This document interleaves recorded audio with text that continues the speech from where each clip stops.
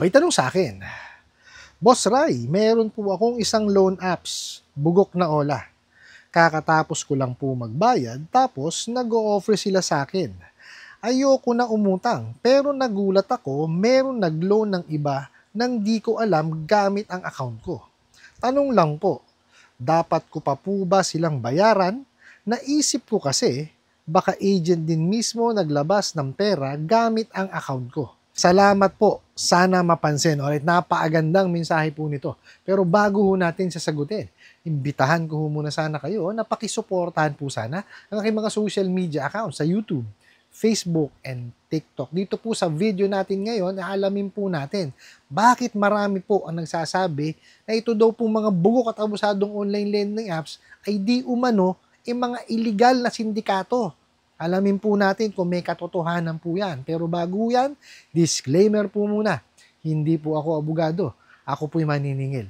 Lahat po ng sinasabi natin sa ating mga video is based on my experience at syempre po sa ating pong pagsasaliksik at pagtatanong sa mga kaibigan po nating abogado. At isa pa po, hindi ko po kinukonsente ang hindi pagbabayad ng utang. Dahil ang utang ay responsibilidad at obligasyon na dapat po nating bayaran. Sagutin po natin yung pinadala nyo pong mensahe. So sabi nyo nga, meron po akong isang loan apps. Bugok na Ola, kakatapos ko lang pong magbayad. Tapos, nag-offer sila sa akin, ayoko nang umutang, pero nagulat ako, meron nag-loan ng iba nang di ko alam gamit ang account ko. Tanong lang, dapat ko pa po bang bayaran? Kasi naisip ko na baka agent mismo ang naglabas ng pera. Nakita nyo ho, di ba? Ibang klase mga galawan. Parang parang totoo ho yung sinasabi nila na di umano itong mga bugok at abusadong online lending apps illegal na sindikato. Nakita nyo naman yung ginagawa, di po ba? Nag-offer, wala akong problema sa offer, no? Pwede silang mag-offer no pagka natapos kayo. Pero kung hindi nyo po tinatanggap yung offer at wala kayong na-receive na pera, wala ko kayong utang. Di po ba? So yung mga ganong klase is galawang di ba? Illegal na sindikato talaga, sabi nga nila. Tapos isa pa po, kasi ganito yan. Baka magtaka ho kayo kung bakit ko tinawag na illegal na sindikato kasi ito ho ang definisyon ng sindikato. Okay. Merriam-Webster Dictionary defines syndicate as a group of people or businesses that works together as a team. So, yun po yung definition mismo ng syndicate. So, group of people na nagtatrabaho as a team. Kaya ko naman tinawag yan na illegal na sindikato di umano, well, ang illegal na syndicate ho kasi ang definition is a structured group of 3 or more people working together to commit serious crime for profit. Ayan maliwanag ha. Mismo hong yung definition na nagsabi.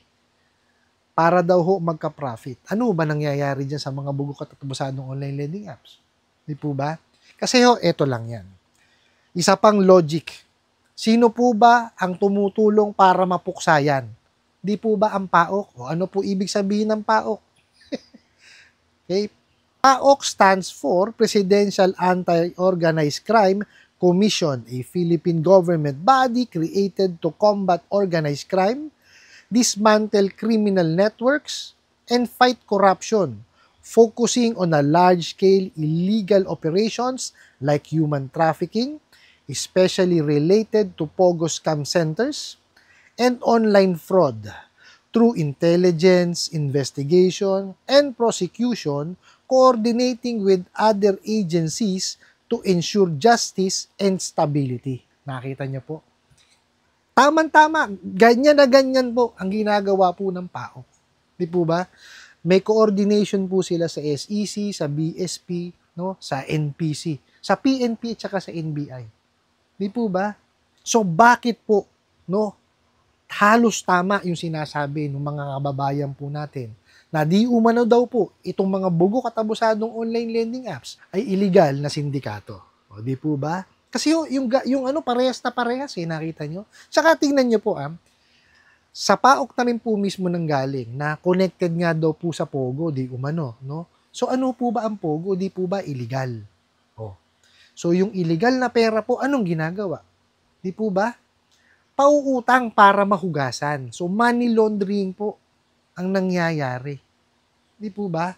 Kaya pansinin nyo, mismong dun sa mensahe, ayaw nyo tanggapin yung offer. Anong ginawa?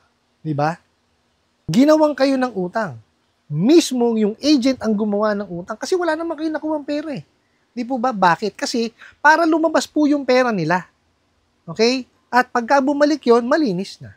So money laundering po ang lumalabas. So halos no, nagtutugma-tugma na di umano itong mga bugok at abusadong online lending apps ay illegal na sindikato. Kaya nga po PAOK ang tumatrabaho sa kanila. O, di po ba? Nakita ho nila yung negosyo na yan para gamitin sa paglilinis ng pera.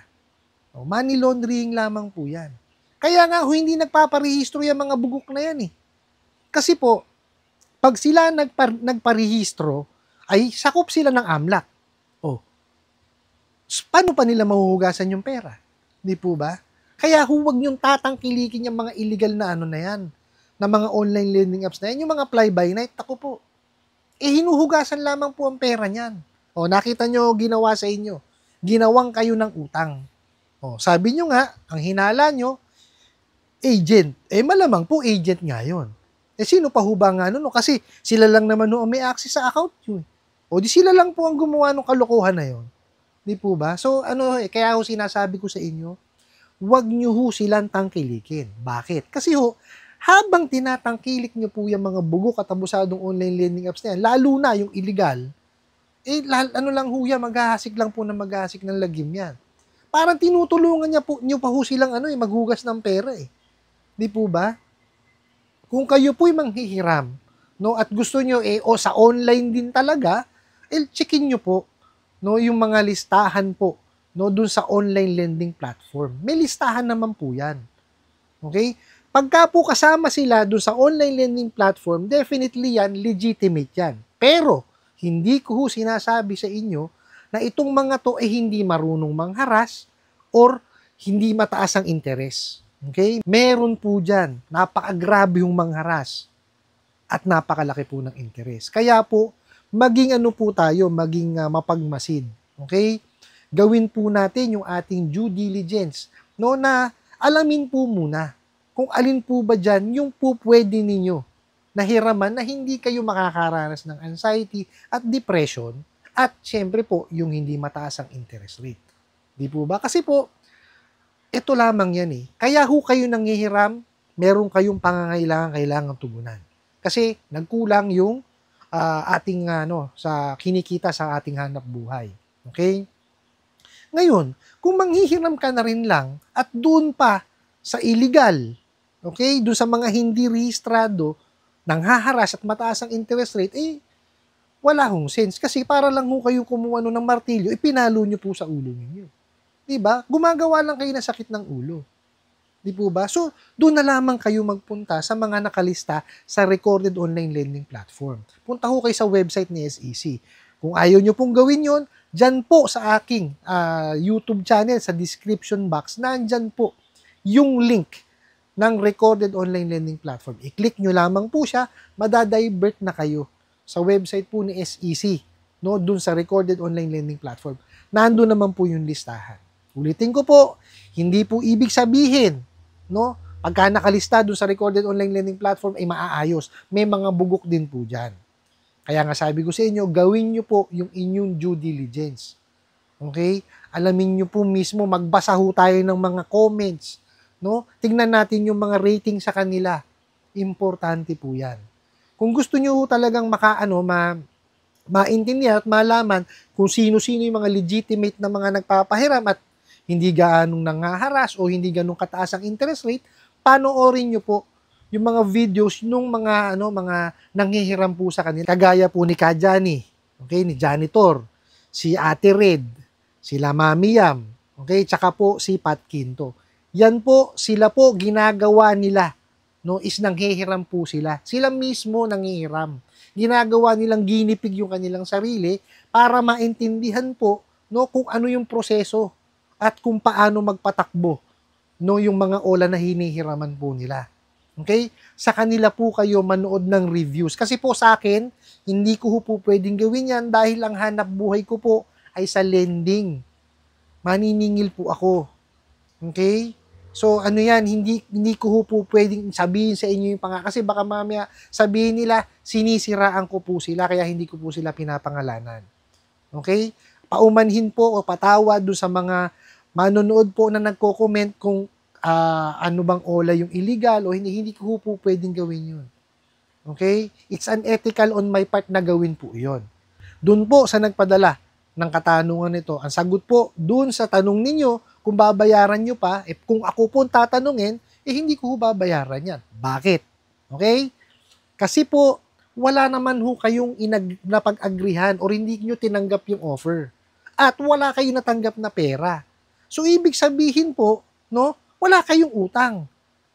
Kung ginamit po nung mismong ahente, kasi yun ang hinala ninyo most probably yun. Sino pa ba gagawa nun? Di po ba? Di tagal-loob din. Lalo kung illegal yan, kayang-kaya ho nilang gawin yun. No, kaya ingat po tayo. Nakita nyo, tinapos nyo na yung utang nyo. Ginawan pa kayo ng utang ng mga walang yang yan. Di po ba? So, halos tama po yung hinala sa kanila na di umano itong mga bugok at abusadong online lending apps no, is illegal na sindikato.